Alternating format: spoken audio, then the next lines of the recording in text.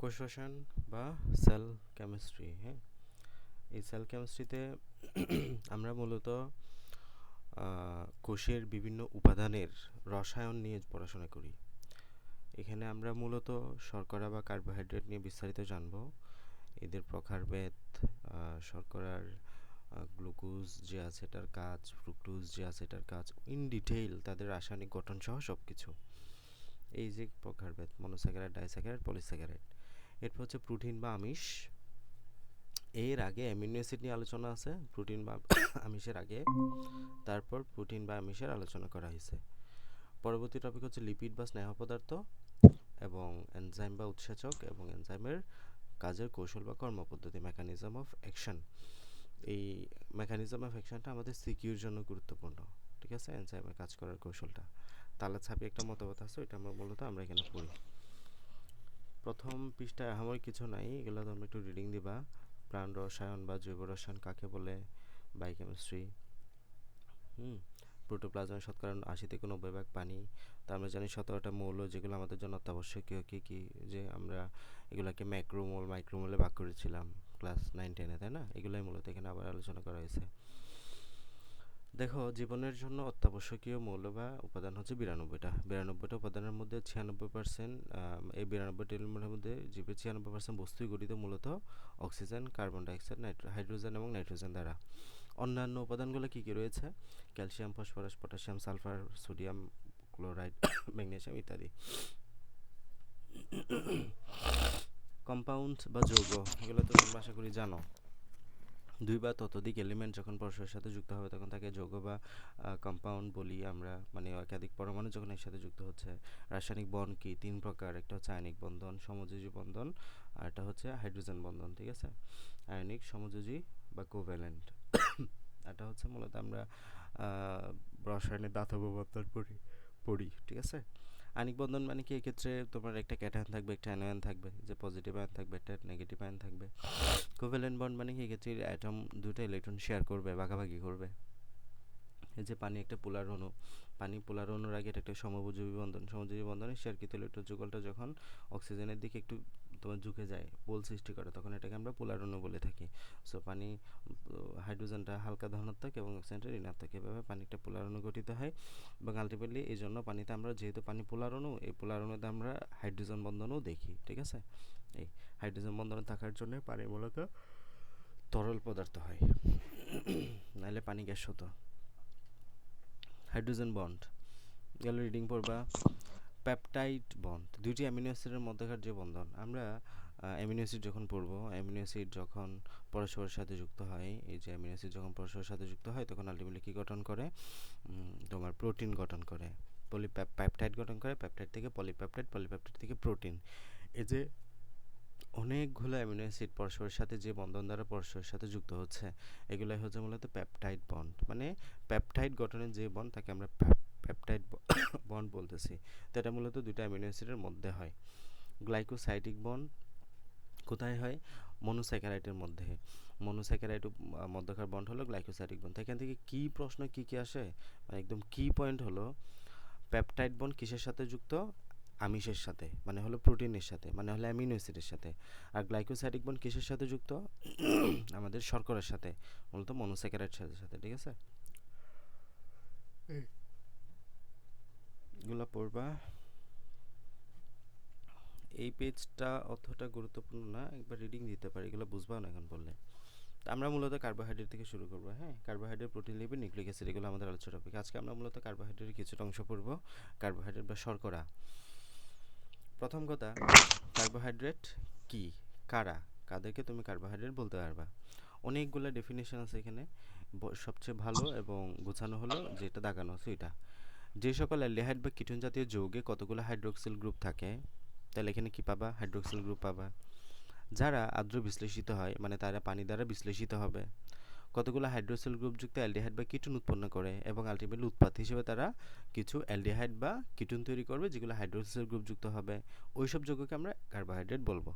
তাছাড়াও এর আগে আমরা কার্বোহাইড্রেট বলতে কি জানতাম? কার্বন, হাইড্রোজেন, অক্সিজেনের সমন্বয়ে গঠিত যৌগ কার্বোহাইড্রেট বলা হয় সাধারণভাবে। তবে সব যৌগ যে কার্বন, হাইড্রোজেন, অক্সিজেন থাকলে একটা কার্বোহাইড্রেট হবে বিষয়টা এমন না। ঠিক আছে, সাধারণভাবে বলতে পারবা। এবং যে কার্বন, হাইড্রোজেন, অক্সিজেন আছে এগুলোর অনুপাত হচ্ছে 1:2:1, মানে কার্বন একটা থাকলে হাইড্রোজেন থাকবে দুইটা, অক্সিজেন থাকবে একটা, মানে 1:2:1 এইভাবে তারা বিন্যস্ত হয়, ঠিক আছে। কার্বন দুইটা থাকলে হাইড্রোজেন হবে ডাবল চারটা, অক্সিজেন হবে দুইটা, ওকে। তাহলে 1:2:1 অনুপাতে এটা থাকে, এই যে যেমন C6H12O6, যে কার্বন 6টা আছে, হাইড্রোজেন 12টা আছে, অক্সিজেন 6টা আছে, 1:2:1। তবে অনেক যৌগ আছে যেখানে এমন অনুপাত না থাকলেও সেটা কার্বোহাইড্রেট, যেমন সুক্রোজ C12H22O11। এটা যে সব জায়গায় সত্য বিষয়টা এমন না, এটা ব্যতিক্রমও থাকতে পারে, যেমন সুক্রোজের বেলায় আমরা দেখতেছি। আবার এমন অনুপাত থাকলেও যে কার্বোহাইড্রেট হবে বিষয়টা এমন না। ফর্মালডিহাইড এটা একটা অ্যালডিহাইড, এসিটিক অ্যাসিড এটা একটা অ্যালডিহাইড, বাট এখানে আমাদের ওই সূত্রটা মেনে চলতেছে 1:2:1, মানে এটা থাকলেই যে এটা কার্বোহাইড্রেট হয়ে যাবে বিষয়টা এমন না, এটা না থাকলে যে আবার কার্বোহাইড্রেট হবে না তাও না, ঠিক আছে। জাস্ট একটা সাধারণ ল, স্বাভাবিকভাবে আমরা বিষয়টা এমন দেখি। আর ভালো সংজ্ঞা হচ্ছে যে এটা পড়বা। তো হাইড্রেটস অফ কার্বন মানে কার্বনের জলায়ন, এগুলা রিডিং দিবা। সুক্রোজের ফর্মুলা দ্বারা C12H22O11। কার্বোহাইড্রেটের বৈশিষ্ট্য কী? এই যে কার্বোহাইড্রেটের উৎস কী কী আছে? আমরা প্রাণীজ উৎস পাই, প্রধান উৎস হলো উদ্ভিদ। উদ্ভিদের মধ্যে আমরা উদ্ভিদের কাণ্ড, বাকল, আঁশ, ফলমূল, বীজ, রস, হ্যাঁ ইত্যাদি পাই। প্রাণীদেহের উৎস কী কী? এই যে যকৃৎ, পেশি, দুধে যথাক্রমে গ্লাইকোজেন, মানে যকৃতে পাবা গ্লাইকোজেন, পেশিতে পাবা ল্যাকটিক অ্যাসিড, আর দুধে পাবা ল্যাকটোজেন, হ্যাঁ ইত্যাদি সঞ্চিত থাকে। এই কার্বোহাইড্রেটের বৈশিষ্ট্যটা কী? What is the characteristics features? এই বৈশিষ্ট্যগুলো খুব ভালো মতো করে পড়তে হয়, এখান থেকে অনেক গুরুত্বপূর্ণ এমসিকিউ আসে বিভিন্ন পরীক্ষায়, খুব প্রত্যেকটা লাইন দাগানো, সো প্রত্যেকটা লাইন থেকে প্রশ্ন আসে। প্রথম কথা, এটা দানাদার। তুই চিনির কথা চিন্তা করো, চিনিকে মাথায় নিয়ে আসো, তাহলে এটা দানাদার যেমন চিনি, তন্তুময় যেমন সেলুলোজ, এই যে ফাইবার ফাইবার জাতীয় যেগুলো আছে এগুলা। স্বাদে কেমন হয়? মিষ্টি, যেমন সুক্রোজ। চিনি খাইতে মিষ্টি, স্বাদহীনও হইতে পারে, যেমন সেলুলোজ। শাকের কোনো মানে যেগুলো আমরা শাক ভেজিটেবল খাই, ওই ভেজিটেবলস বা শাকের কোনো স্পেসিফিক কিন্তু টেস্ট থাকে না, স্বাদহীন। বেশি তাপে অঙ্গারে পরিণত হয়। অধিকাংশ পানিতে অদ্রবণীয়, তবে মনোস্যাকারাইড পানিতে দ্রবণীয়। ম্যাক্সিমাম অদ্রবণীয় মনোস্যাকারাইড, যেমন চিনি পানিতে তুমি মিশাইতে পারো, তারপর গ্লুকোজ পানিতে মিশাইতে পারো, এগুলো আমরা পানিতে মিশাইতে পারি যেহেতু এগুলো মনোস্যাকারাইড। অ্যাসিডের সাথে এস্টার গঠন করে, আলোক সক্রিয় এবং আলোক সমানতা প্রদর্শন করে। এই 6 নম্বর লাইনটা আমরা জৈব যৌগ অধ্যায়ে পড়বো। এই আলোক সক্রিয় এবং আলোক সমানতা অনেক বড় বিশাল একটা টপিক, এটা মূলত আমাদের অনেক বিস্তারিত পড়া, হ্যাঁ। এই আলোক সক্রিয়তা পড়তে আমাদের মিনিমাম 1 থেকে 2 দিন লাগে, ঠিক আছে। আলোক সক্রিয় মানে অপটিক্যাল আইসোমারিজম, পুরোপুরি টপিক এখানে আছে। জীবদেহ কার্বোহাইড্রেটের কাজ, তাহলে এটা হচ্ছে বৈশিষ্ট্য, এটা হচ্ছে এখন what is the function of carbohydrate. প্রথমত এটা শক্তির উৎস হিসেবে কাজ করে এবং জারিত হয়ে শক্তি উৎপন্ন করে। আমরা দেখেছি শ্বসন প্রক্রিয়ায় কীভাবে গ্লুকোজ থেকে আমরা শক্তি পাচ্ছি, হ্যাঁ। শ্বসন প্রক্রিয়ায় গ্লাইকোলাইসিস, অ্যাসিটাইল কোএসিস্টিক, র্যাপ cycle, acetyl electron transport chain, এগুলোর মাধ্যমে আমরা বিভিন্ন এটিপি পাই, শক্তি পাই। তাহলে এটা কোত্থেকে আসছে? কার্বোহাইড্রেট বা গ্লুকোজ থেকে। উদ্ভিদের টিস্যুর সাপোর্টিং টিস্যুর গাঠনিক উপাদান হিসেবে কাজ করে। আমরা দেখেছি সেলুলোজ, সেলুভায়োস, উদ্ভিদের বিভিন্ন টিস্যুর স্ট্রাকচারাল ইউনিট হিসেবে কাজ করতেছে সেলুলোজ, তাহলে এটাও গুরুত্বপূর্ণ। উদ্ভিদ দেহ গঠনকারী পদার্থগুলো কার্বন কাঠামো হিসেবে কাজ করে, যেটা বললাম। প্রাণীদেহে হাড়ের সন্ধিস্থল লুব্রিক্যান্ট হিসেবে কাজ করে। আমাদের যে হাড় আছে, হাড়ের দুই জয়েন্টের মধ্যে এটা লুব্রিক্যান্ট হিসেবে কাজ করে, যাতে এখানে ফ্রিকশন বা ঘর্ষণটা কম হয়। উদ্ভিদ দেহের সঞ্চয়ী পদার্থ হিসেবে কাজ করে, ওই যে আমাদের বিভিন্ন পদার্থকে তারা সঞ্চয় হিসেবে জমা রাখে কার্বোহাইড্রেটকে। ক্যালভিন চক্র, ক্রেবস চক্রের মতো গুরুত্বপূর্ণ ধাপে কার্বোহাইড্রেট সক্রিয়ভাবে অংশগ্রহণ করে, মানে এরা সরাসরি অংশগ্রহণ করতে পারে। বিভিন্ন প্রকার কোএনজাইমের গাঠনিক অংশ, যেমন এটিপি, অ্যাডেনোসাইন ট্রাইফসফেট, ঠিক আছে।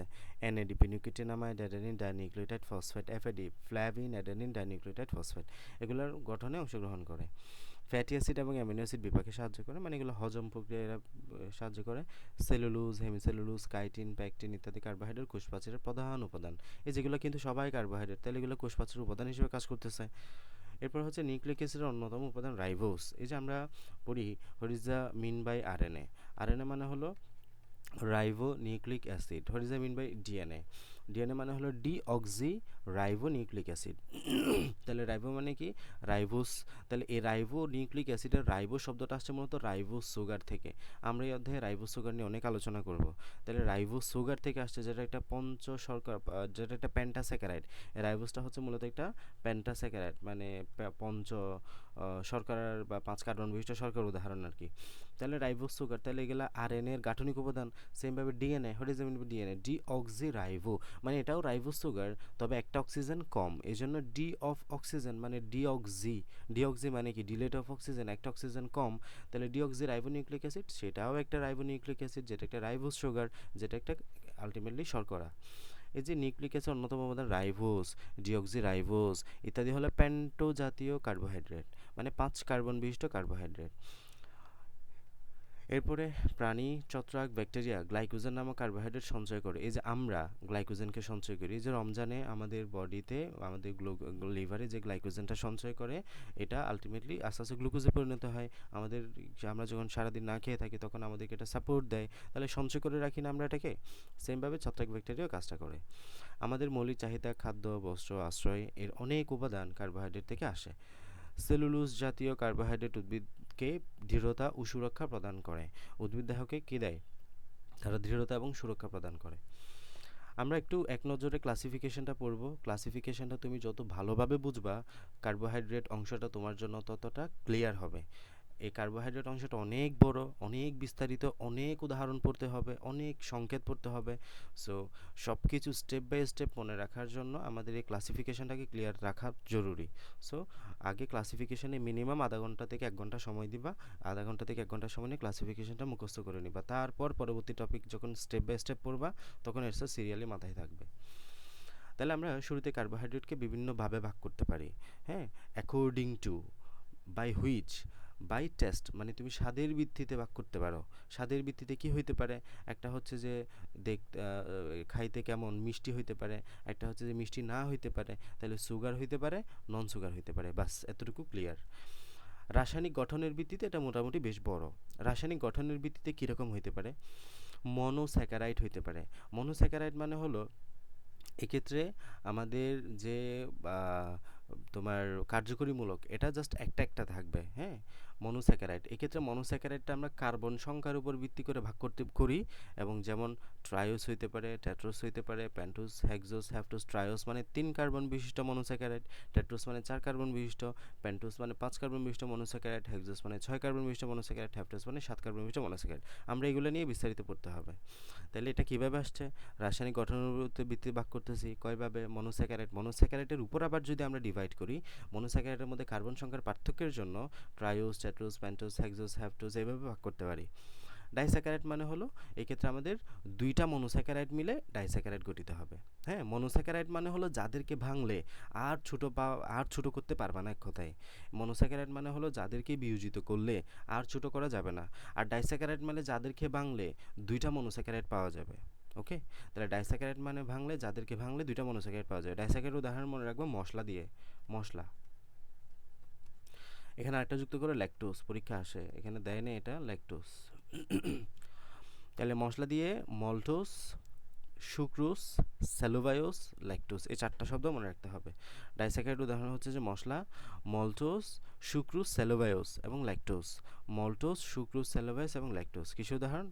ডাইস্যাকারাইড উদাহরণ। অলিগোস্যাকারাইড উদাহরণ কি? Try, tetra, penta. Trisaccharide, tetrasaccharide, pentasaccharide. এই অলিগোস্যাকারাইড মানে কি?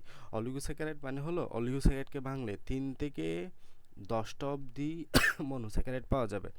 অলিগোস্যাকারাইড মানে হলো, এই অলিগোস্যাকারাইডকে ভাঙলে আমরা 3 থেকে 10টা অবধি মনোস্যাকারাইডের ইউনিট পাবো, তাদেরকে আমরা কি বলি? অলিগোস্যাকারাইড বলি। অলিগোস্যাকারাইড 3 প্রকার: trisaccharide, tetrasaccharide, pentasaccharide. Try, tetra, penta. Try মানে 3টা মনোস্যাকারাইড পাই, টেট্রা মানে 4টা মনোস্যাকারাইড পাই, পেন্টা মানে 5টা মনোস্যাকারাইড পাই। পলিস্যাকারাইড, যখন এই পলিস্যাকারাইডকে আমরা ভাঙি 10-এর বেশি, যখন আমরা মনোস্যাকারাইডের ইউনিট পাবো তখন সেটাকে আমরা পলিস্যাকারাইড বলি। হ্যাঁ, 10-এর বেশি যখন আমরা পলিস্যাকারাইড পাবো তখন সেটাকে আমরা পলিস্যাকারাইড বলি। আমি এগুলো এখানেই গুছিয়ে দিচ্ছি, তোমার পরবর্তীতে পড়তে সুবিধা হবে। সো সবচেয়ে ভালো হয় তুমি যদি বইয়ের সাথে সাথে নোট করে ফেলো। তাহলে পলিস্যাকারাইড কখন আমরা পাই? যখন 10-এর বেশি হবে ইউনিট সংখ্যাটা, তখন এটাকে আমরা পলিস্যাকারাইড বলি।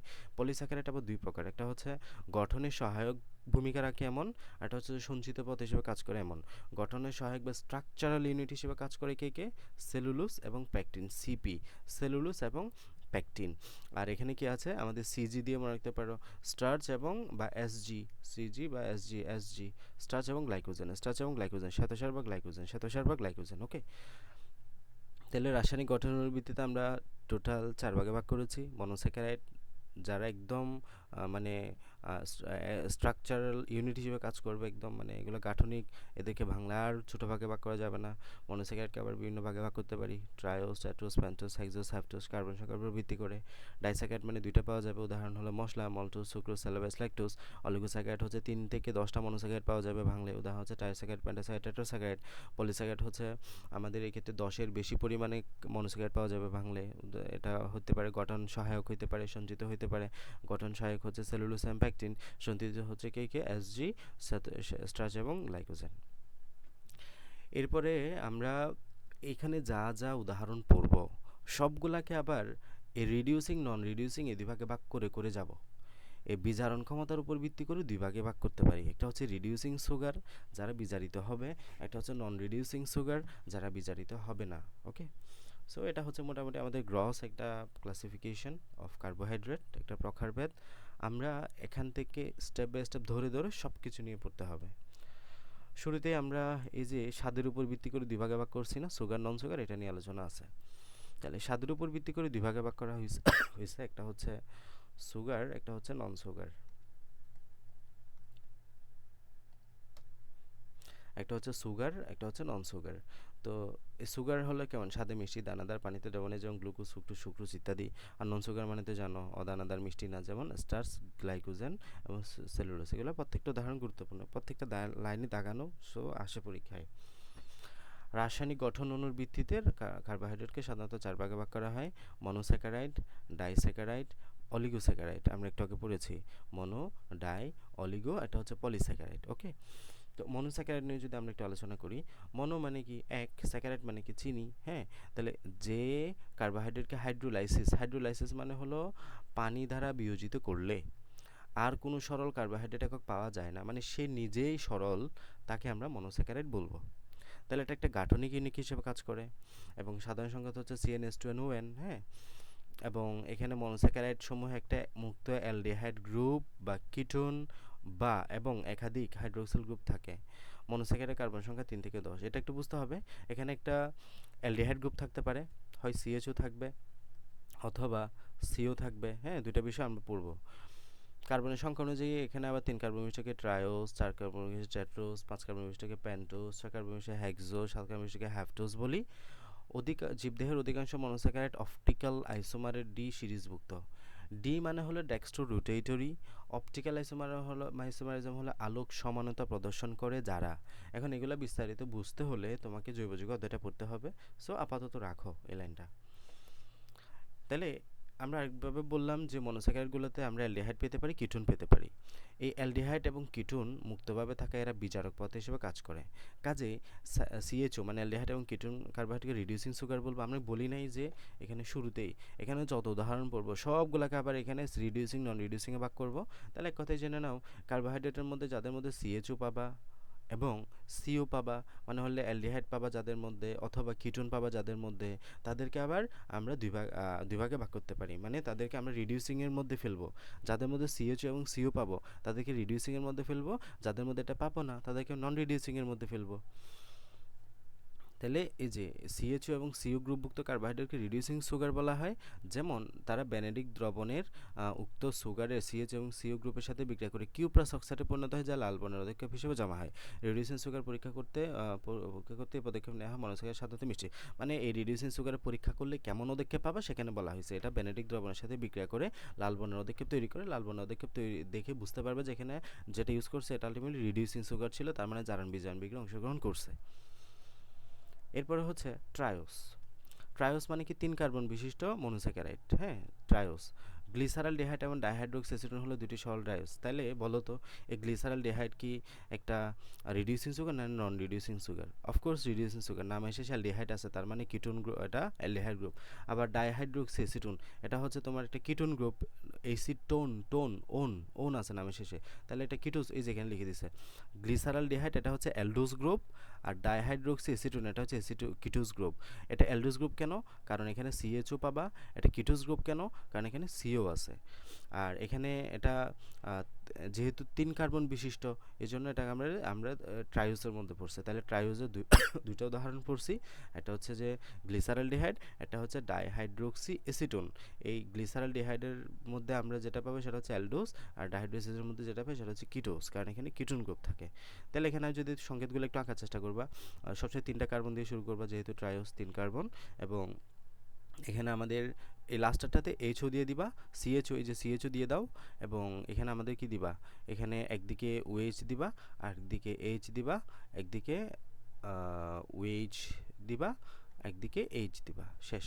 হ্যাঁ, এখানে একটু ইয়া করে রাখছে আর কি। এখন এরা কি করছে, এখানে এই সিএইচওটাকে একটু ভেঙে লিখছে, সিএইচওটাকে এভাবে করে তারা লিখছে, এই যে অক্সিজেনের 2টা হাত এদিকে ফিল আপ করছে, হাইড্রোজেন একটা এদিকে দিছে, কার্বন আরেকটা হাত এদিকে দিছে, তাহলে কার্বনের 4টা হাত ফিল আপ করছে, অক্সিজেনের হাত ফিল আপ। মূলত সিএইচও মূলকটাকে আমরা এইভাবে করে লিখি, একটু ভাঙায় লিখলে এভাবে করে লিখি। আর বাকিগুলো একই, ওএসটা দেখে লিখছে, আর এখানে সিএস2এইচও একবারে করে দিচ্ছে আর কি, বিষয়টা একই ঘুরে ফিরে। ওকে, আর এখানে ঠিক আগের মতো এখানে সিও রাখছে, আর এদিকে সিএইচ2এইচ, আর এদিকে সিএস2এইচ, মানে হলো একদিকে ওএইচ রাখছে আর একদিকে এইচ রাখছে, একই কথা ঘুরে ফিরে। তাহলে এটা হচ্ছে কিসের গ্লিসারলডিহাইড এবং ডাইহাইড্রোসিসের সংকেত। এরা দ্রবণীয় মনোস্যাকারাইড। কেমন? এরা হচ্ছে পানিতে দ্রবণীয়। উদ্ভিদেরা ফসফেট এস্টার হিসেবে কাজ করে। গ্লিসারলডিহাইড 1 নং কার্বনেটে কার্বন অক্সিজেনের সাথে যুক্ত অ্যালডিহাইড গ্রুপ নির্দেশ করে। এই যে 1 নং কার্বনের সাথে 1 2 3 1 নং কার্বনের সাথে যেটা পাবা সেটাই হচ্ছে অ্যালডিহাইড গ্রুপ।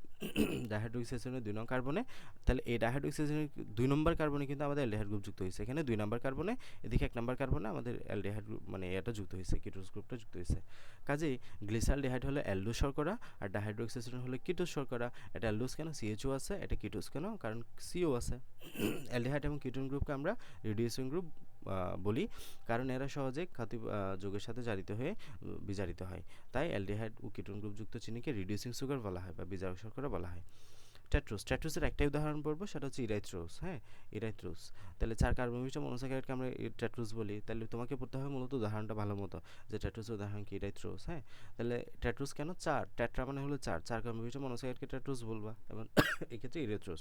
এবং ইরাইথ্রোস একটা অ্যালডোজ শর্করা, মনে রাখতে হবে। ইরাইথ্রোস একটা অ্যালডোজ শর্করা, ইরাইথ্রোলোজ একটা কিটোজ শর্করা।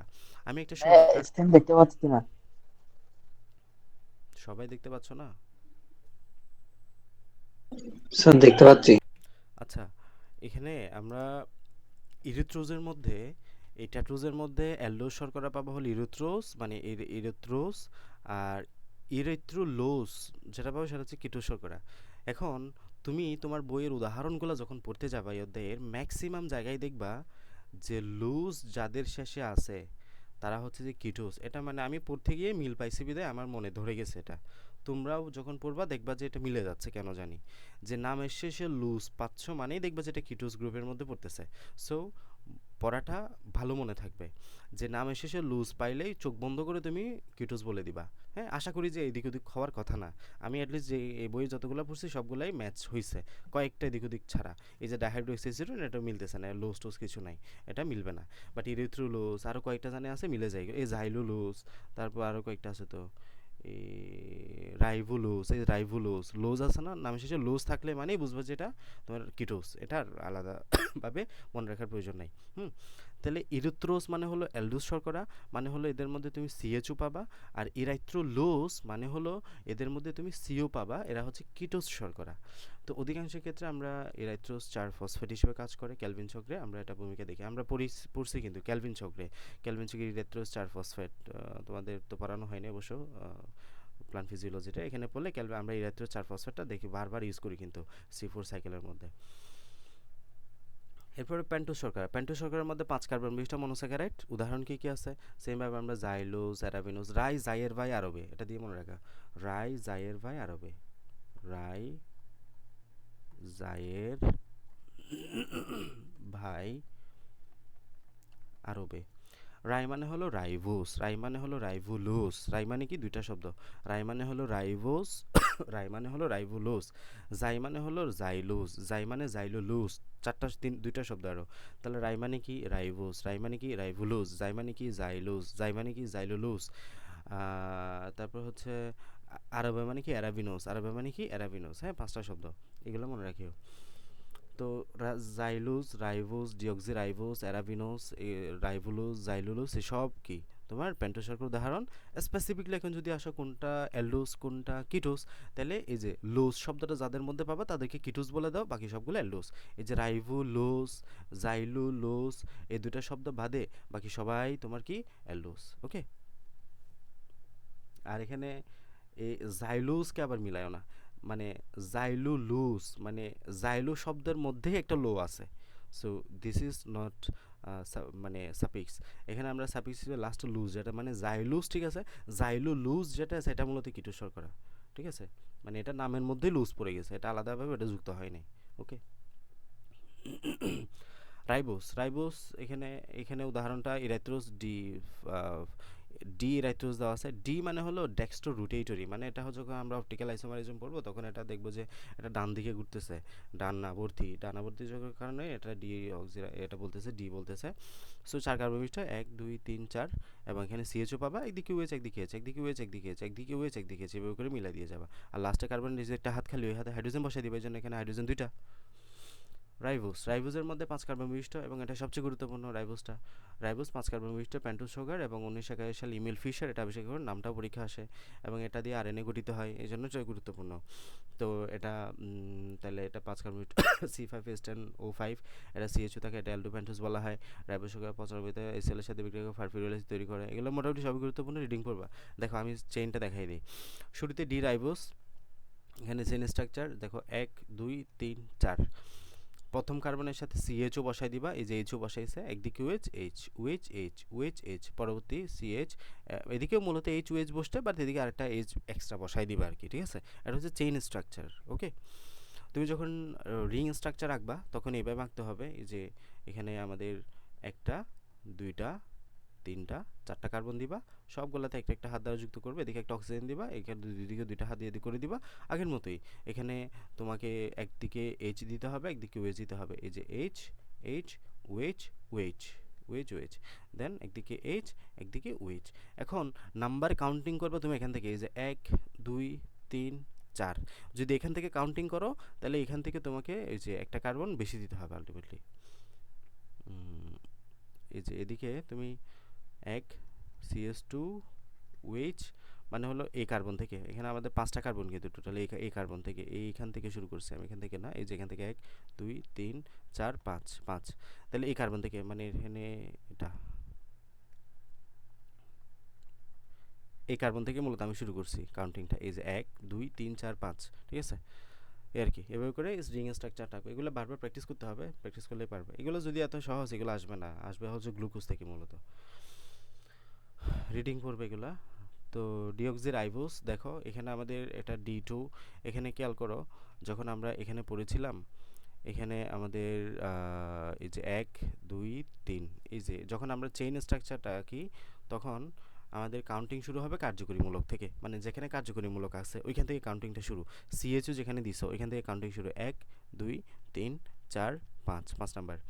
তাহলে এখানে সবার মধ্যে আমরা একটা একটা অক্সিজেন দেখতে পাচ্ছি না, একেও একটা অক্সিজেন আছে, 2 এর মধ্যে একটা অক্সিজেন আছে, 3 এর মধ্যে একটা অক্সিজেন আছে, 4 এর মধ্যে অক্সিজেন আছে, 5 এর মধ্যে অক্সিজেন আছে। কিন্তু খেয়াল করো তো, যখনই তুমি ডিঅক্সি বলতেছো তখন 1 2 3 4 5, 2 নাম্বার কার্বনের অক্সিজেনটা চলে গেছে না কোথায়? 2 নাম্বার কার্বনের অক্সিজেনটা মিসিং না এখানে? 2 নাম্বার কার্বনের মধ্যে কোনো অক্সিজেন আছে না, যেহেতু 2 নাম্বার কার্বনের মধ্যে কোনো অক্সিজেন নাই, এই জন্য এটাকে বলতেছো D2 ডিঅক্সিরাইবোস। এটাকে কি বলতেছো? D2 deoxyribose. এই D2 ডিঅক্সিরাইবোস যখন নিউক্লিক অ্যাসিডে ফর্ম করে তখন তাকে বলতেছে ডিএনএ ডিঅক্সিরাইবো নিউক্লিক অ্যাসিড। আর যখন শুধুমাত্র এই রাইবোসটা নিউক্লিক অ্যাসিড ফর্ম করে, মানে সব জায়গায় অক্সিজেন আছে, তখন তাকে বলতো রাইবো নিউক্লিক অ্যাসিড বা আরএনএ। বুঝছো? তাহলে এই রাইবোসের স্ট্রাকচার হচ্ছে এটা, আর ডিঅক্সিরাইবোসের স্ট্রাকচার হচ্ছে এটা, জাস্ট একটাই পার্থক্য, 2 নাম্বার কার্বনে একটা অক্সিজেন মিসিং পাবা, এই জন্যই বলতেছো ডিঅক্সি, মানে একটা অক্সিজেন বিয়োগ, ডিলেট হয়েছে একটা অক্সিজেন। ওকে, সেমভাবে রিং স্ট্রাকচার যখন আঁকবা তখন এটা বিটা D2 ডিঅক্সিরাইবোস। বিটা কেন বলতেছি? এটা হচ্ছে কার্যকরী মৌলিকের পাশের কার্বন থেকে এটা মিসিং, এই জন্য। এখন এগুলো বুঝতে হলে তোমাকে ওই যে জৈব যৌগ পড়তে হবে, সো আপাতত রাখো। তাহলে এখানেও সেম, এখানে জাস্ট এই যে 1 2, এই যে 2 নাম্বার কার্বন থেকে তুমি দাও, এই যে এটা বাদ দাও, অক্সিজেনটা দিবা না, হ্যাঁ, এদিকে দুই দিকে দুইটা হাইড্রোজেন, অক্সিজেনটা মিসিং, এই জন্য এটাকে আমরা বলতেছি ডিঅক্সিরাইবোস। ওকে, রিং স্ট্রাকচার। তো ডিঅক্সিরাইবোজ একটি গুরুত্বপূর্ণ প্যান্টোজ সুগার। এর আণবিক সংখ্যা C5H10O4। এতে একটি অ্যালডিহাইড গ্রুপ থাকায় একে প্যান্টোজও বলে। এটি রাইবোজ সুগারের মতোই, পার্থক্য শুধু 2 নম্বর কার্বনে ওএইচ গ্রুপের পরিবর্তে শুধু একটি হাইড্রোজেন পরমাণু থাকে। ডিঅক্সি অর্থ হলো অক্সিজেন ছাড়া, উইথাউট অক্সিজেন, অর্থাৎ 2 নম্বর কার্বনে কোনো অক্সিজেন নাই। এর 1 নং কার্বনে অবস্থানে যে কোনো একটা পিউরিন বা pyrimidine base, adenine, thymine, guanine, cytosine যুক্ত হলে এটি ডিঅক্সি নিউক্লিওসাইড সৃষ্টি করে। যে কোনো অবস্থায় 5 নম্বর কার্বনে ফসফযুক্ত হলে ডিঅক্সি নিউক্লিওটাইড গঠন করে। এগুলো তো আমাদের ওই যে ওই অধ্যায়ের পড়া, যে যখন এখানে পিউরিন পাইরিমিডিন বেস যুক্ত হবে নিউক্লিওসাইড, যখন এর মধ্যে ফসফরাস যুক্ত হবে মানে ফসফেট যুক্ত হবে তখন নিউক্লিওটাইড, এটা হচ্ছে নিউক্লিওসাইড, এটা হচ্ছে নিউক্লিওটাইড। হ্যাঁ, ফসফেট যুক্ত হওয়ার পরে নাম হয়ে যায় নিউক্লিওটাইড। তো ডিএনএ নিউক্লিক অ্যাসিডের নিউক্লিওটাইড গঠন অংশ হিসেবে কাজ করে ডিঅক্সিরাইবোজ সুগার। এই সুগার ছাড়া ডিএনএ গঠন সম্ভব না।